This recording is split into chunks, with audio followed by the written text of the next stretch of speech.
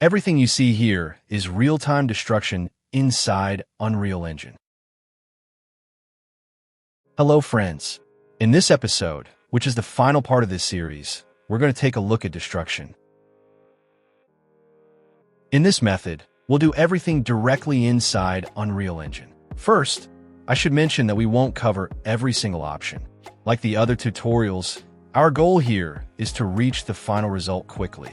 In this scene, I've brought in two of our meshes, and we want to destroy one on top of the other. To do this, I move this column and place it on top of the second mesh.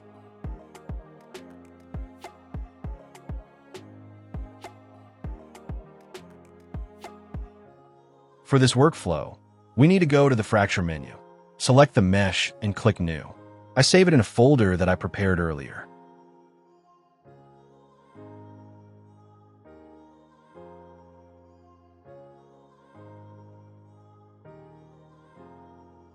Now, if I run Simulate, the mesh falls onto the second mesh. Keep in mind that the second mesh must have collision enabled. This is our first level, which represents the overall structure of the mesh.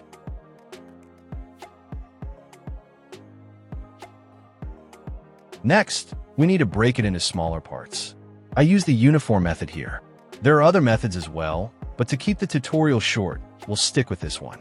As you can see, it creates irregular cuts on the mesh. If we increase the number of Voronoi pieces, we'll get more fractures, but be careful not to increase it too much, as it may crash your system. You can also change the fracture look by adjusting the noise settings.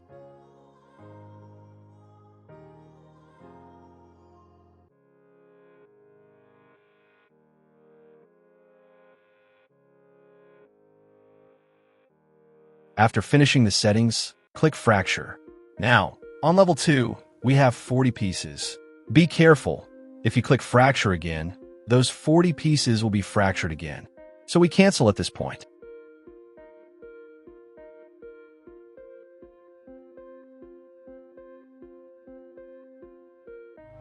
You can also use Explode Amount to preview how the pieces separate before simulation, or to control the spacing.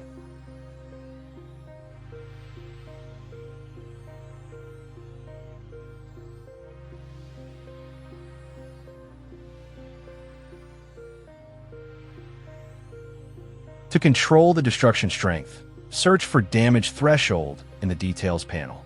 Each value represents the destruction strength for each level. If you lower the value, the destruction becomes stronger and spreads more.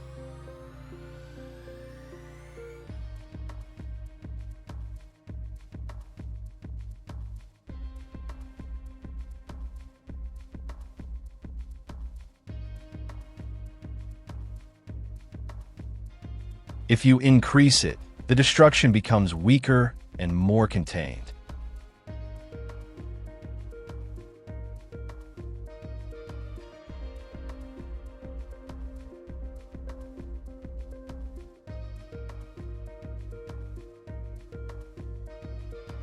If you want the pieces to return to their original state, you can simply press Reset to restore them.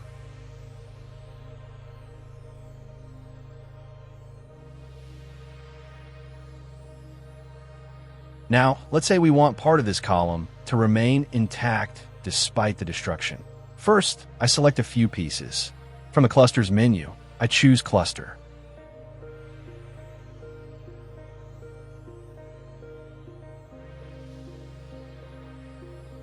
These pieces move to a new level and are removed from the previous one. Now, in the threshold settings, we can increase their strength, so they won't break apart.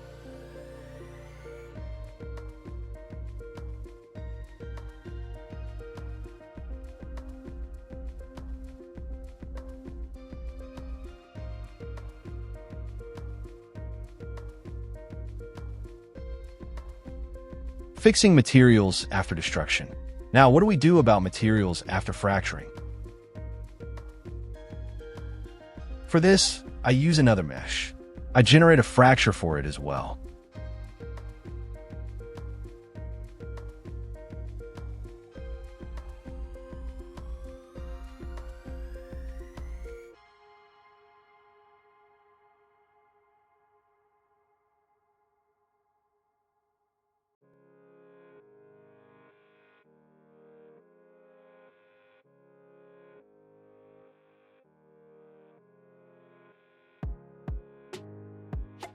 I find a fractured mesh in the settings and open it in the content browser. In this menu, I locate the material.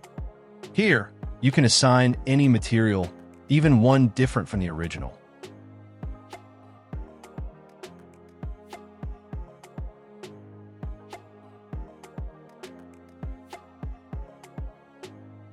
We can also add a second material. After that, we go back to the fracture tool and fracture the mesh again.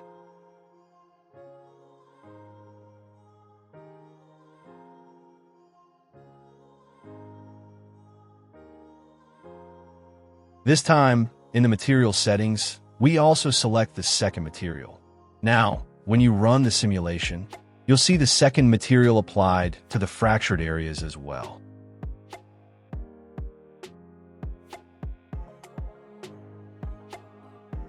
All right, friends, let's take a look at what happens if, for example, a ball or something like a missile hits our wall. I create a wall and set up its collision. I also add a sphere to properly simulate the impact. I want the ball to hit the wall and then pass through it, causing destruction. So I create a simple animation in the sequencer using transform. Next, I apply the fracture operation to our wall.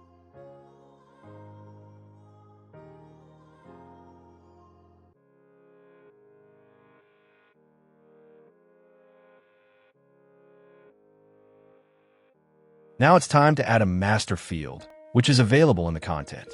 Its job is to create a force around an axis, similar to an explosion or impact.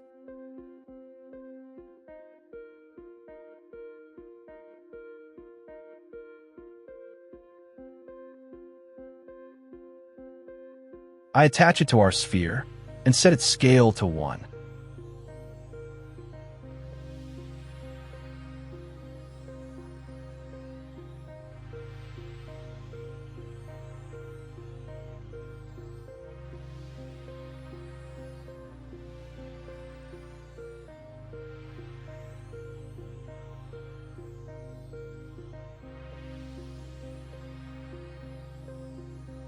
As you can see, when the sphere hits the wall, the destruction happens.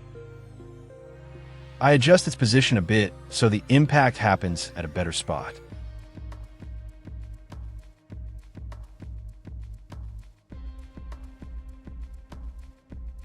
As you can see, there's a slight delay.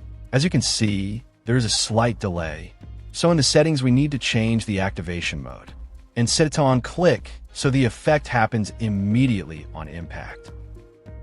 Now, if you don't want the entire wall to be destroyed, you need to add anchors.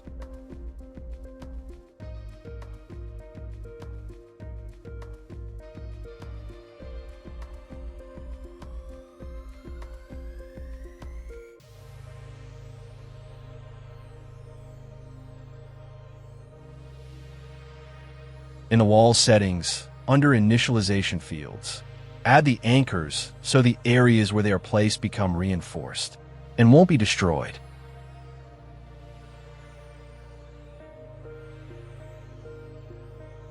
All right, friends, this was a quick look at several destruction workflows in Unreal Engine. You can use these types of destruction setups in your own projects. Thanks a lot for watching the video. If you enjoyed it, don't forget to like, leave a comment, and support us with super thanks. You can also support the channel by joining and get access to the assets from this episode. Thanks again for your support, and see you in the next one.